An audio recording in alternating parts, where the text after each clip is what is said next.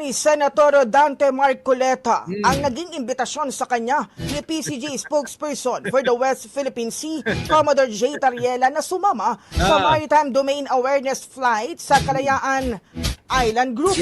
Ayon kay Marcoleta, bago ito gawin ay mas mainam kung magkita-kita muna sila na Tariela, Dr. Justice Antonio Carpio at Professor J. Batong Bakal. Naku, tatlo pa pala yung kanya. Tibay talaga ng piluka, mga kababayan. Alam nyo hindi na ako magtataka kung isang beses na naglalakad si Marcoleta, biglang may sumabunot sa kanya. Yeah. Kita nyo mga kababayan, no? Oo, simple lang naman gagawin. Pumunta lang kayo sa Kalayaan Island Group. Tapos, yun na yun. Makita mo lang.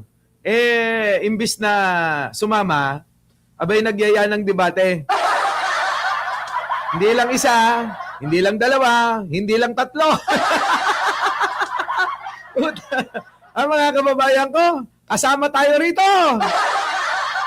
Utik na yan. Kaya, mga kababayan, ulitin ko, hindi po ako magugulat kung isang araw si Marcoleta habang naglalakad, may sumabunot sa kanya.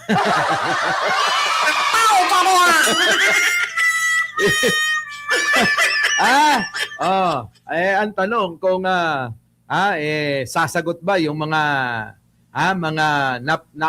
hinahamon ni Marcoleta, no? Sa isang friendly debate. Na mainam na magawa ito ngayon bago sila pumunta doon upang maayos ang kapakanan ng mga Pilipino. Malalang maliban kay Marcoleta, inimbitahan. Nax, dahil sa kanyang debate mga kababayan maayos daw ang kapakanan ng mga Pilipino. Antibay talaga ng mukat piluka na ito. Hindi, totoo Ano naman ang benepisyo ng taong bayan sa panawagan niyang debate? Para daw sa Pilipino yun. Ano yun?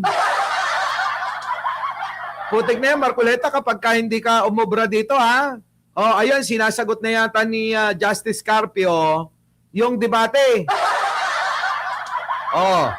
Baka marami kang dahilan, Huwag mong idadahilan na nagpapaayos ka ng piluka mo, Baka mamaya mga kababayan, idadahilan, ay hindi nandito ako sa aking technician ng piluka.